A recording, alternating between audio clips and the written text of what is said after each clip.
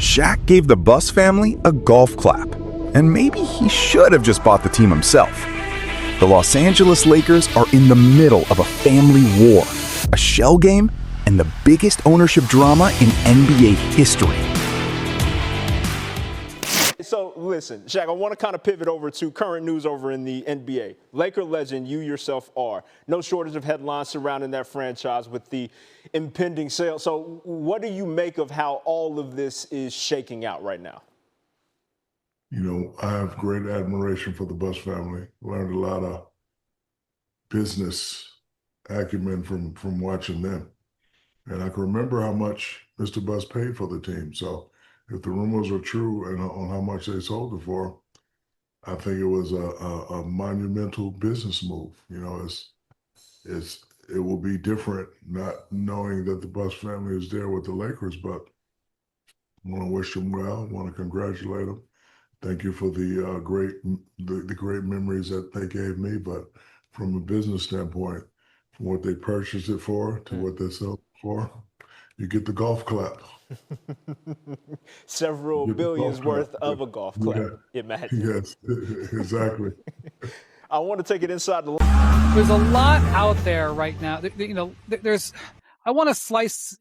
There's three different things with the Lakers right now. One is the fact, obviously, that Josh Kushner and Bob Iger are in the process of buying majority control of the team. Okay. Mm-hmm. That is unaffected by parts 2 and 3 that we are going to discuss here in a second. And that is what is most important for the NBA and the Lakers organization, is that there is going to be a change in controlling owner. I honestly don't fully understand what the contractual obligation of keeping Jeanie Buss as the governor is, but the one thing I know about the But here's the part everyone is sleeping on. This isn't just a business deal. This is the most dramatic story the Lakers have ever had. Kushner. Yeah, the NBA Succession show needs to end. Like, we need the show's finale. What's amazing is there's been 2 shows about the Buss family in the last 5 years. Mm-hmm. The HBO show and then the Netflix show, which is like the Jeanie Buss story, and neither of them are going to be the best one, which is going to be about this. The documentary. But let me ask you this. If you're Josh Kushner and Bob Iger. Well, I love this line that someone told me yesterday. It was, if somehow Jeanie Buss gets through this current fiasco and still remains the acting governor, Adam Streisand deserves the next statue outside of Crypto.com Arena in Star Plaza, because this is mired in muck and red tape and, quite frankly, the logical side of things. When you consider that in 2025, when the Buss family agreed to sell their stake to Walter, sources tell me there was a provision agreed to by all the siblings called a tag-along provision. Basically, if Walter sells at any point, we can roll in our shares to that sale at the new valuation. Now, of course, Jeanie Buss or any other of the siblings could have foresaw that it only being a 10-month ownership period for Mark Walter. But that's what it turned out to be. Jeanie Buss's lawyer, Streisand, is contending that back in 2017, when there was another round of family drama, it was determined by the court that if the Buss siblings were to sell at any point, 3 trustees out of the 6 would have to sign off on it. Jeanie Buss, who used to run the Lakers Youth Foundation, Joey Buss, who was instrumental with the Lakers G League team over the years, and Jeanie would be the 3 trustees. However, in the 8 years since that court agreement, not only did they agree to the tag-along provision, but Jeanie Buss has ousted 2 of those trustees from the organization in Jeanie and Joey. Shanked and so him right in the back. So if this ever goes in front of a judge, the judge would have all this information to consider and weigh and mete out. And at the end of the day, it still seems somewhat implausible to me that the conclusion wouldn't be that 5/6, the vast majority wants to sell this thing.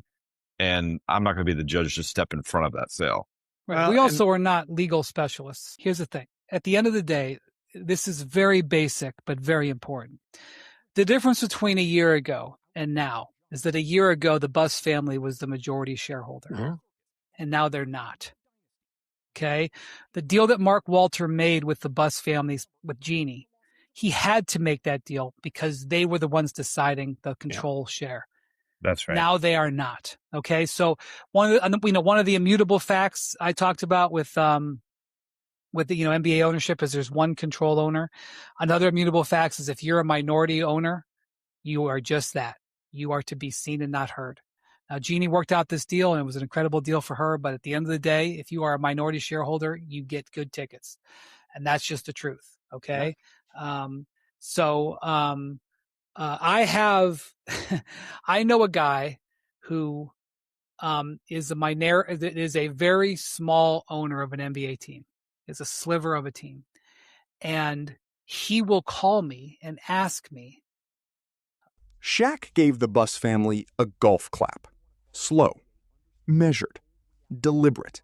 And if you have ever watched enough sports to know what a golf clap means, you already understand the entire story in that one gesture. It means well done. It means impressive. And it means I'm standing at a respectful distance now because what you just pulled off was extraordinary. And I'm not entirely sure I was supposed to be this close to it. Shaquille O'Neal won 3 championships in purple and gold. He is one of the greatest Lakers of all time. And when a man that connected to a franchise watches it change hands and responds with a golf clap, that is the sound of an era closing its doors, turning off the lights, and walking away. Here is what is actually happening, not the version that gets summarized in 2 sentences, the real version. Because there are 3 completely separate crises unfolding around the Los Angeles Lakers simultaneously, and each one of them would be the biggest story in the NBA on its own. The first one is the cleanest. Josh Kushner and Bob Iger are acquiring majority control of the franchise. That process is moving forward. Kushner, entrepreneur, investor, the money behind some of the most significant business deals of the last decade, will become the controlling owner. Bob Iger, the man who ran Disney for 15 years, who built the Marvel Cinematic Universe, who turned a media company into the most powerful entertainment brand in history, will be the face of the Los Angeles Lakers. In Los Angeles, in Hollywood, it is almost too on brand to be real. And barring something extraordinary, if Walter ever sold his shares, the siblings had the right to roll their own shares into that sale at the new valuation. It was a protective clause, a safety net, and none of them, not one, anticipated that the man they were selling to would turn around and sell the entire franchise after holding it for less than 10 months. And so now you have 5 of the 6 Buss siblings, the people who were raised in this franchise, who grew up watching their father build one of the most iconic sports dynasties in American history, releasing a public statement that ends with these words: "It is time to move on and exit gracefully while we still can." 5 out of 6. The Buss 5.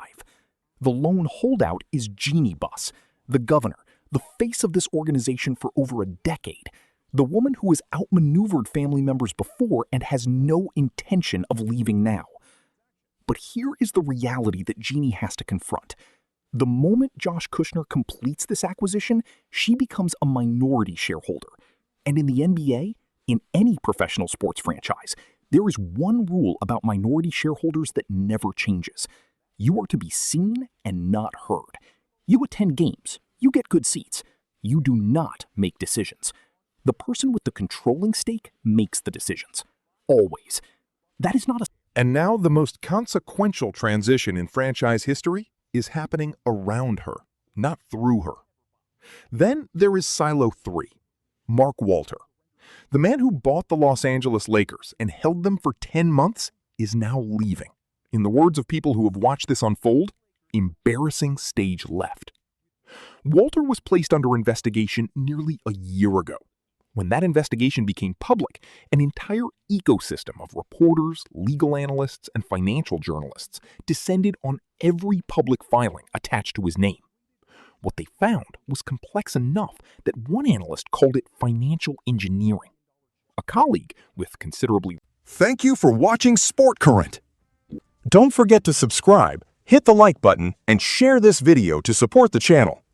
Turn on notifications so you never miss the latest NFL and WNBA news, breaking stories, game updates, trades, and the biggest moments in American sports. Stay tuned for more updates, and we'll see you in the next video right here on Sport Current.